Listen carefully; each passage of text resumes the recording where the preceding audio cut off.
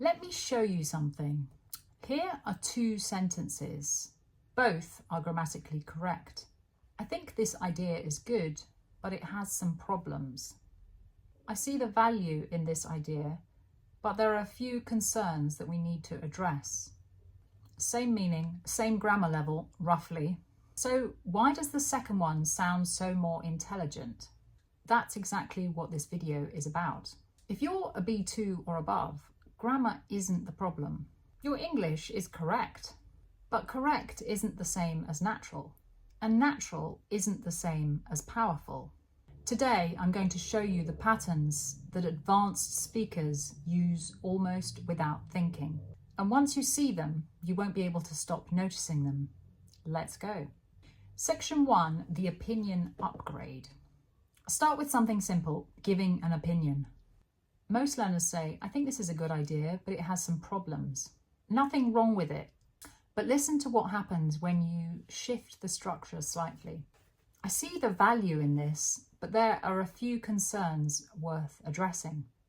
Now, what actually changed? The meaning? No, not the meaning. The weight of the words. See the value in does something that thinks it's good doesn't. It shows you've considered the idea seriously before pushing back.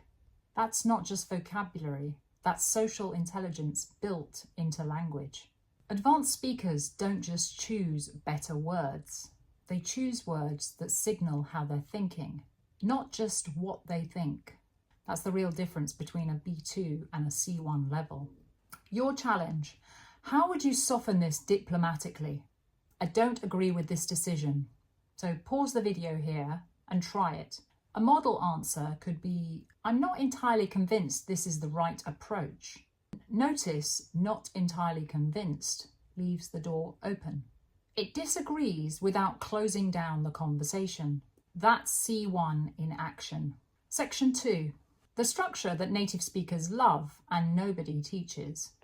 Here's one that genuinely surprises people. Look at this sentence. He worked a lot and became exhausted. Now look at this. He worked himself into exhaustion. It shows the result growing out of the action. The exhaustion wasn't something that happened to him. He built it himself, step by step. This structure, verb plus yourself plus into plus result, is everywhere in natural English. And almost nobody teaches it explicitly. She talked herself out of trouble. They negotiated themselves into a strong position. He drank himself into debt.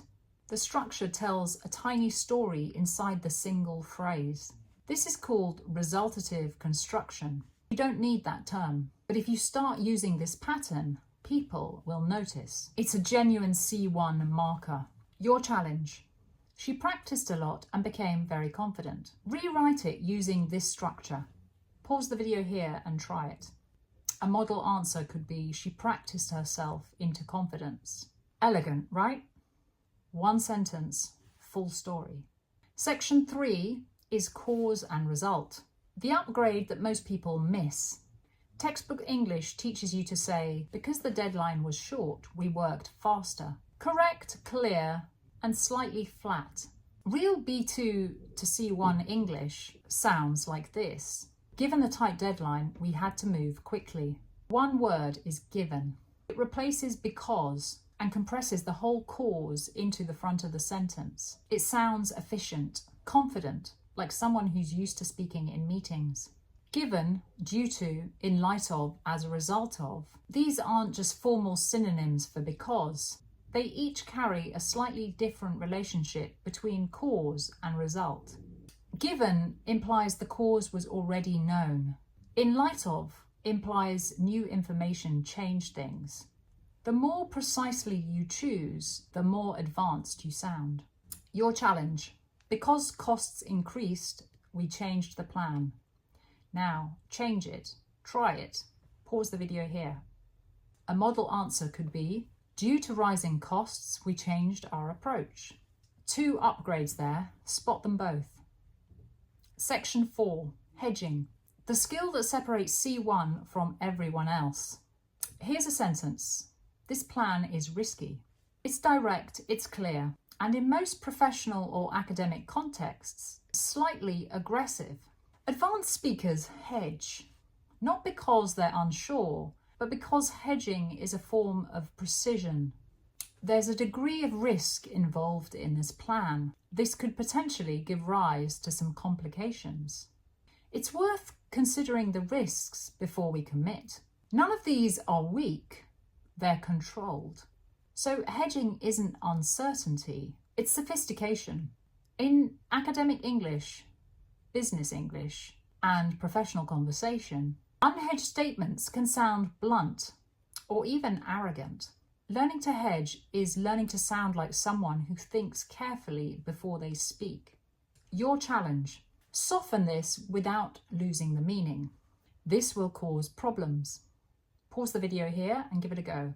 A model answer could be, this could potentially lead to some difficulties down the line. Section 5. Disagreeing like an adult. The most common mistake advanced learners make in discussions: they either agree too quickly or disagree too directly. C1 speakers have a middle gear. It sounds like this: I see your point, but I'd approach it slightly differently. That's one way of looking at it, although I wonder if. I'm not sure if that fully captures the situation. These phrases do something very specific. They acknowledge the other person before challenging them. That's not politeness for its own sake, it's strategy. The phrase, that's one way of looking at it, is particularly powerful because it doesn't say the other person is wrong. It implies that there are other ways. You're not closing them down, you're opening space for your own view. Use it carefully, it's strong. No challenge here. Just listen back to these phrases. Try to memorize one. One is enough.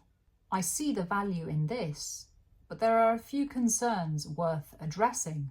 I'm not entirely convinced this is the right approach. He worked himself into exhaustion. She talked herself out of trouble. They negotiated themselves into a strong position. He drank himself into debt. Given the tight deadline, we had to move quickly. Due to rising costs, we adjusted our approach. There's a degree of risk involved in this plan. This could potentially give rise to some complications. It's worth considering the risks before we commit. This could potentially lead to some difficulties down the line. I see your point, but I'd approach it slightly differently. That's one way of looking at it, although I wonder if. I'm not sure that fully captures the situation. Okay, final challenge. All right, one last one. And this time I want you to really push yourself. Take this sentence. The project failed because there were many problems. Rewrite it, make it precise. Make it sound like someone who knows exactly what went wrong. Pause the video. Model answer is, the project collapsed under the weight of a series of unresolved issues. Notice collapsed under the weight of tells you something about how it failed, not just that it failed. That's the difference. Most learners at B2 and above don't need vocabulary. They need to notice how vocabulary behaves, how it sits inside phrases, how it signals thinking, how it shapes the way other people hear you. That's what we've been doing for the last few minutes. If something in this video surprised you, that's the one to remember. Write it down. Use it once this week. That's all it takes. Let me know in the comments if you use any of these, and please subscribe if you found this helpful. See you in the next one.